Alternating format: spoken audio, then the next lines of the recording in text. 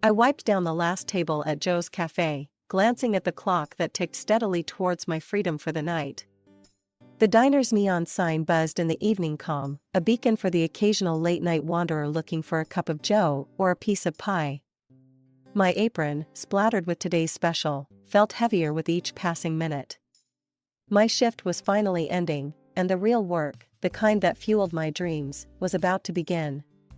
"Mama, I'm heading out to the Rusty Nail.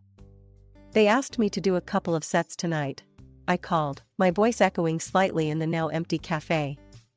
From the back, amidst the clatter of dishes, Mom's voice came, tired yet always supportive. "Sing like the angels, Elena. Make 'em listen." Inside the Rusty Nail, the atmosphere was a stark contrast to the biting cold outside. The warmth of dim lights and the murmur of scattered conversations welcomed me like an old friend. I headed straight to the tiny stage that was more an afterthought than a feature. The owner, a burly man with a smile that could light up the room, gave me a nod. "Got a good crowd tonight, Luna. Some big shot producers amongst 'em. Make it count." Luna. The name still felt new, but Mr. Carter, the producer who'd taken a chance on me a few days back, insisted it was sonorous and memorable. He was in the crowd tonight, his sharp eyes missing nothing. The set started off with some of my favorites, the notes of each song weaving through the smoky air, creating a tapestry of sound that seemed to hold the room in a trance. I poured every ounce of my soul into the lyrics, each word a testament to the years of dreaming and striving. Halfway through a particularly heartfelt ballad, I caught Mr. Carter's eye. He was nodding slightly, the ghost of a smile playing on his lips. After my set, I made my way to his table, my heart pounding not from the singing but from what this conversation could mean. "Elena, you were phenomenal," Mr. Carter said, his voice smooth like aged whiskey. "That voice of yours needs bigger stages." I blushed, tucking a loose strand of hair behind my ear. "Thank you, Mr. Carter. I'm just glad to have the gigs." He slid a card across the table. "I want you to join a course at my vocal school. Sharpen those raw edges. And then, who knows? Maybe open for some big names?" As I walked home later, under the speckled canvas of the night sky, every step felt lighter. I was going to work harder, shine brighter. Mr. Carter believed in Luna, but more importantly, I believed in myself. Ever since Mr. Carter roped me into this whirlwind of vocal drills and endless rehearsals, my life's been nothing short of a mad dash from one microphone to the next. The vocal school was tougher than anything I'd ever faced. Every day was a grind, but every note I belted out made me feel like I was inching closer to something big, something life-changing. "Elena, you're flat on the high C. Again. Focus," barked Mr. Jennings, the vocal coach who had a way of making you feel like you were back in grade school. "Sorry, I got it this time. Just, give me a sec," I replied, wiping the sweat from my brow and squaring my shoulders. "Take 5, everyone. But not you, Luna. Let's get this right," he commanded, not even looking up from his clipboard. As everyone else scattered toward the break room, I took a deep breath and prepared myself for another go. Mr. Jennings played the piano keys, giving me the cue. Hold it, there. That's it, Luna. Why can't you hit it like that every time?" he said, a rare smile breaking through his usually stern demeanor. "Just needed to warm up, I guess," I shot back with a grin, feeling a mix of relief and pride swelling inside me. Back in the break room, a couple of other students were huddled around a table, their eyes glued to their phones. "That was some note you hit there, Luna. Bet you could shatter glass with that," joked Alex, a fellow student with a knack for making everyone laugh. "Yeah, well, I'd settle for shattering expectations," I quipped, grabbing a water bottle from the fridge. The conversation turned to the upcoming showcase, where we were all supposed to demonstrate what we'd learned. It was a big deal, with scouts and agents in the audience. Just thinking about it made my stomach do flips.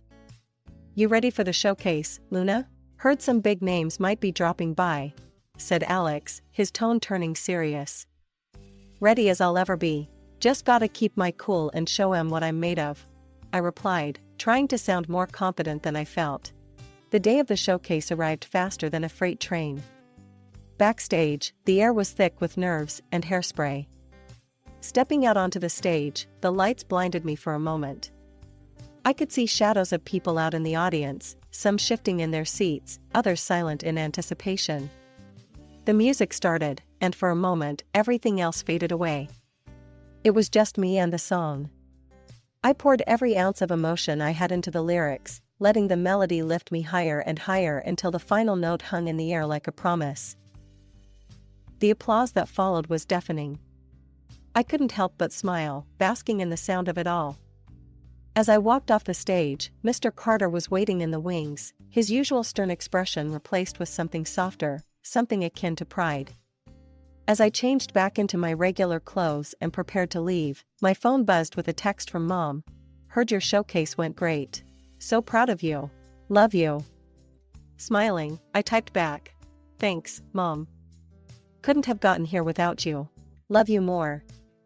Walking out into the night, the air felt different, lighter somehow, as if the evening itself was whispering of bigger stages and brighter lights just on the horizon. Life on the stage was like nothing else, and I was finally living it, big time. Mr. Carter had me opening for names that once felt like they belonged in a different universe. Each concert, each crowd was bigger, louder, more thrilling than the last. Then, at a charity gig decked out with chandeliers and swanky suits, I met David. He was one of those patrons, the kind you know have more money than they know what to do with, but he was different. He actually listened, really listened, when I sang. After my set, we got to talking and something just clicked. "Hey, you really stole the show tonight," he said, his smile easy, his eyes kind. "Thanks, I guess I just tried to give it my all," I replied, trying to sound more casual than I felt. We started seeing each other, and it wasn't long before it turned into something real, something deep. On our 1-year anniversary, he took me to this little secluded spot overlooking the city, got down on one knee, and popped the question. My heart nearly burst out of my chest. "Yes. Of course, yes." I blurted out before he even finished asking. It was like a fairy tale, at least until the day he decided it was time I met his parents. The nerves I felt performing in front of thousands didn't come close to the anxiety of meeting David's mother. The way she looked me up and down when David introduced me, it was clear she had already formed her opinion before even a hello. "So, Elena, David tells me you're a singer. At restaurants, is it?" Her voice dripped with something colder than disdain. "Yes, Mrs. Westwood. I perform at various venues," I responded, trying to keep my voice steady. David squeezed my hand under the table, a silent plea for me to stay cool. "Well, I suppose we all do what we can with what we're given," she sighed, as if the weight of the world was on her shoulders just thinking about my upbringing. David's father, Mr. Westwood, was a stark contrast. He arrived a few days later from a business trip, and right away, he was warm and engaging. "Elena has quite the voice, Dad. She's opened for some pretty big names." David beamed, proud as could be. "That's fantastic. Music's a tough field. Takes a lot of grit," Mr. Westwood replied, his nod filled with a respect that felt like a balm to the burn Mrs. Westwood had left. But the relief was short-lived. Mrs. Westwood's comments grew sharper, more frequent. "One must wonder how a young lady gets so far in such an industry. Surely not by keeping her virtue intact," she once remarked during a dinner, her words slicing through the air like a knife. I felt my face go hot, my hands clench into fists under the table. "Mr. Carter has been nothing but a mentor to me, Mrs. Westwood." "Oh, come now, dear. We all know how these things work. A girl without a father figure is often looking for one, isn't she?" She chuckled, as if it was just a bit of harmless fun. Her refusal to see me as worthy gnawed at me, her words echoing in my head long after they were spoken. But David stood by me, his love unwavering. "Don't listen to her, Elena. You're amazing, and that's all that matters." I wanted to believe him. I needed to believe him. But as we started planning our wedding, Mrs. Westwood's shadow loomed large, making me wonder if I'd ever really be part of their family. The morning of my wedding, I woke up with a belly full of butterflies and a heart overflowing with love. David and I had poured our souls into every detail of the wedding. It was the day we had both been dreaming of. The venue was draped in delicate whites and soft pinks, every petal and candle placed with care. It was perfect, just like I'd always imagined. As I slipped into my dress, a stunning number that made me feel like a star in one of those fancy romance flicks, I couldn't help but catch my mom's teary-eyed smile in the mirror. The ceremony started with a swell of music, and as I walked down the aisle, all eyes on me, I saw David at the altar, looking like he'd won the lottery. My nerves settled, replaced by a fierce joy. This was it. This was our moment.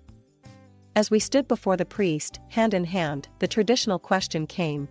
If anyone has any reason why these two should not be married, speak now or forever hold your peace. The silence that followed was expected.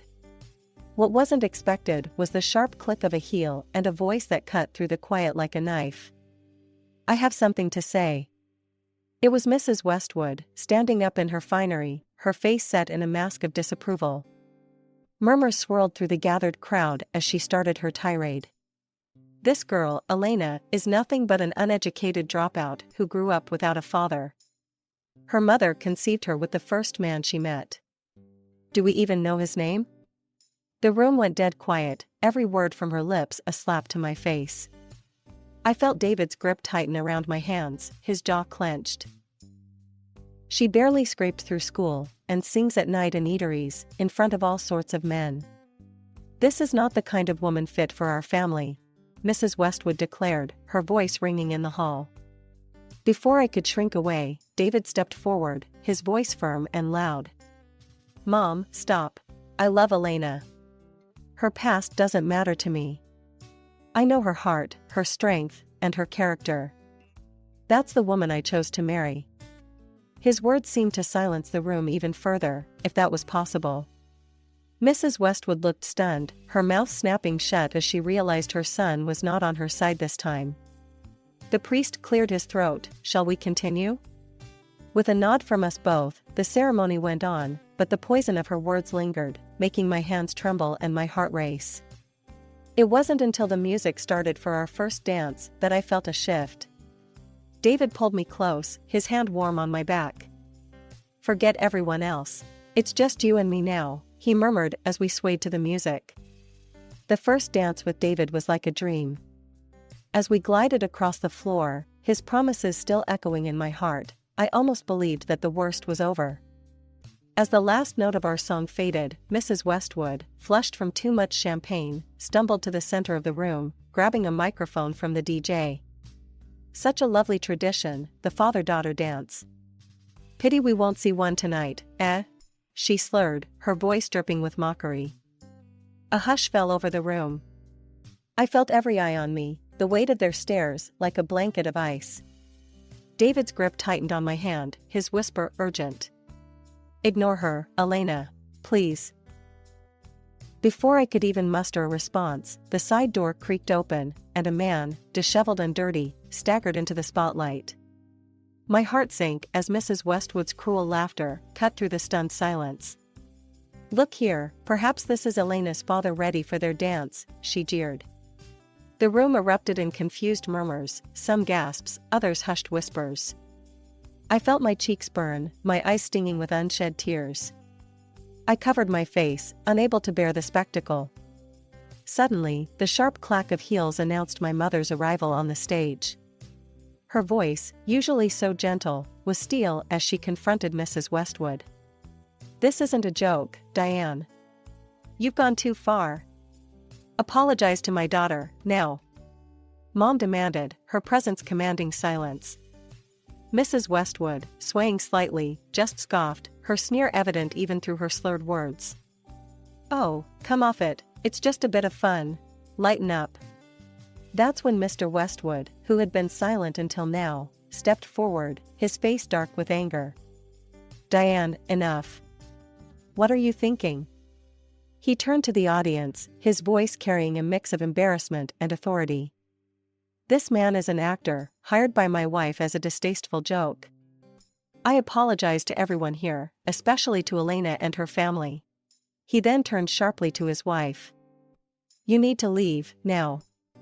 With a huff, Mrs. Westwood tossed the microphone down and stormed out, her exit as dramatic as her antics. As the door slammed behind her, the tension seemed to deflate slightly, and Mom came over to me, pulling me into a tight embrace. "It's okay, baby. Let's not let her ruin your day," she whispered, smoothing back my hair as I fought to regain my composure. "You all right to keep going?"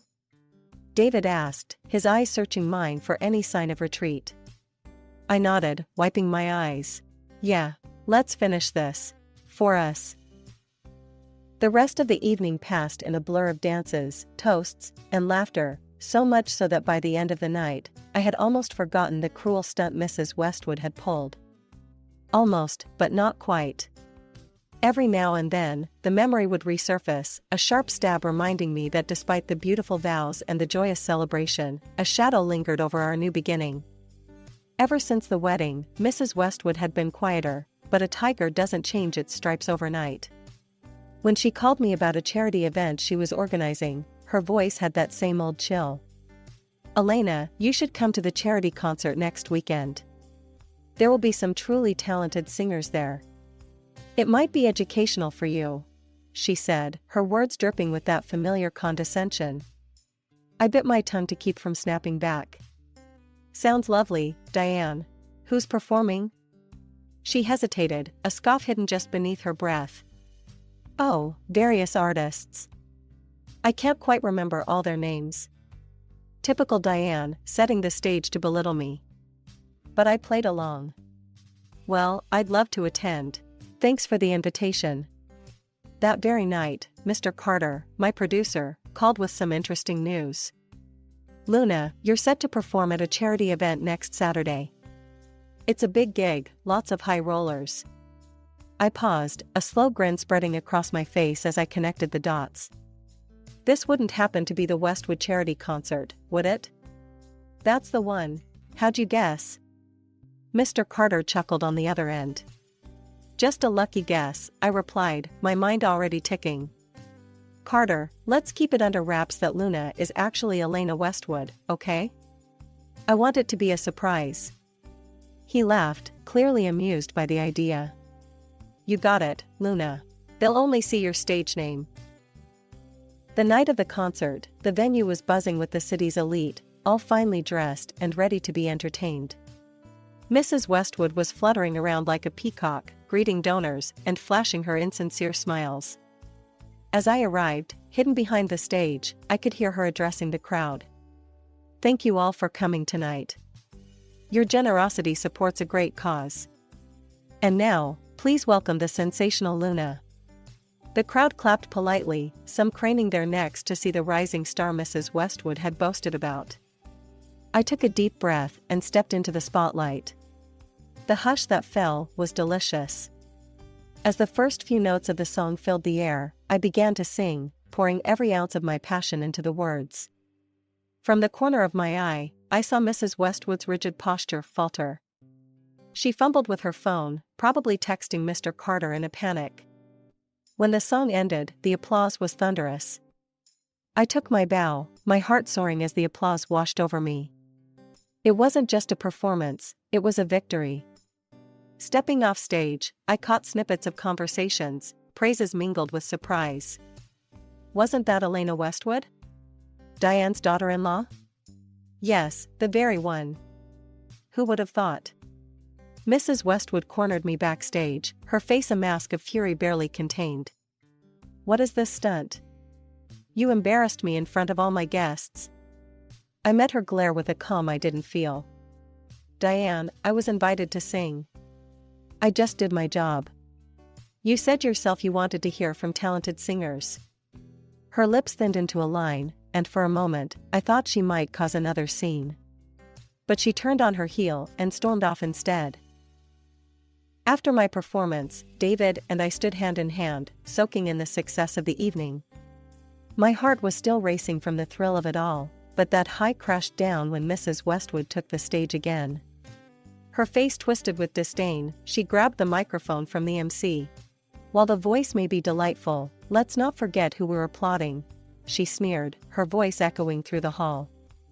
"This famous singer, ladies and gentlemen, is nothing but a bastard born of unknowns, and it's my duty to remind her fans of her true origins." The crowd murmured, the atmosphere thickening with tension. I felt my face drain of color, anger seething within me. Before I could react, my mom stepped onto the stage, elegant and composed, flanked by a man I'd never seen, a bit older than David. "Enough, Diane." Mom's voice was calm, but carried an undeniable edge. "I've had enough of your humiliations toward me and my daughter. It's time some truths came to light." She paused, giving the man next to her a nod. He stepped forward, an envelope in hand. "After Elena's wedding, I hired a detective. We discovered some intriguing facts about Diane here," Mom continued, her eyes locked on Mrs. Westwood, who paled under the scrutiny. "Years ago, Diane got pregnant by her boyfriend, who promptly abandoned her. Alone and desperate, she met her future husband online. Pretending to want a long correspondence, she actually planned to give up her baby at birth." The murmurs grew louder, the guests shifting uncomfortably as they absorbed the gravity of Mom's words. "But fate intervened," Mom said. "She kept the baby and met her husband, never revealing her past." The man beside Mom stepped forward, his voice steady but filled with emotion. "I am that baby. Diane is my mother, abandoned me, and I was raised by foster parents. All my life, I've dreamed of meeting her, my biological mother." He held up the envelope. "This DNA test confirms everything. Diane, you are my mother, and David is my brother." The hall erupted into whispers and gasps. Mrs. Westwood's face crumpled, her usual poise crumbling as the reality of her deceit was laid bare for all to see. Mr. Westwood, who had been standing off to the side, his expression unreadable, finally spoke, his voice booming over the noise. "I can't believe this, Diane. To think you've lied about something so fundamental. I need time to think about all of this." Mr. Westwood turned and left the hall, his shoulders heavy. The crowd's buzzing grew louder, filled with indignation and shock at the duplicity of Mrs. Westwood. Amidst the chaos, she fled the room, her departure as dramatic as her life had been deceptive. Mr. Carter, who had been watching from the sidelines, approached us, a supportive smile on his face. "Elena, why don't you give us one more song? One about honesty and love, perhaps?" Nodding, I took the stage again. The opening notes of the song filled the room, a melody about truth and the courage it takes to face it. As I sang, the earlier tension dissipated, replaced by a collective catharsis. The applause at the end was overwhelming, not just for the performance, but for the truth. As it rang out, I saw my mom wiping away tears of pride. After the fiasco that blew up at the charity event, things changed drastically for everyone involved. Mrs. Westwood, once the queen bee of her social circles, found herself isolated after the divorce. Mr. Westwood couldn't see past the deception, and he ended their marriage, leaving her with nothing but a modest allowance. I heard through the grapevine that her former friends turned their backs, snubbing her from gatherings and charity events that she once dominated. It's like she vanished from the social scene entirely. Meanwhile, my career took off in ways I never imagined. The scandal put the spotlight on me, and not just as a singer. People were touched by the story, by the struggle and the strength it took to face down such public betrayal. Mr. Carter called me about starting my first album. "Luna, it's time to channel all this into your music. Are you ready to start on your album?" he said over the phone, his voice brimming with excitement. "You bet I am, Carter. Let's show them what I'm made of," I replied, feeling the fire of anticipation lighting up inside me. In the middle of all this, David and his newfound brother, Michael, grew close. It was a silver lining in a very dark cloud. They met up often, finding comfort and understanding in their shared, if complicated, family dynamics. One day, I sat down with my mom, the woman who stood by me through every high and every low. We were in her cozy kitchen, the smell of fresh coffee in the air. "Mom, I don't know how to ever thank you enough. You've been my rock," I started, my voice thick with emotion. "Honey, you don't need to thank me. I did what any mother would do. Plus, seeing you handle everything with such grace, that's all the thanks I need," she said, her eyes misty as she sipped her coffee. As I got deeper into the process of creating my album, each song felt like a piece of my journey, a melody of my trials and triumphs. David was my constant supporter, and having Michael around brought a new dimension to our lives. It was strange how life worked out, but I was grateful for where we all ended up.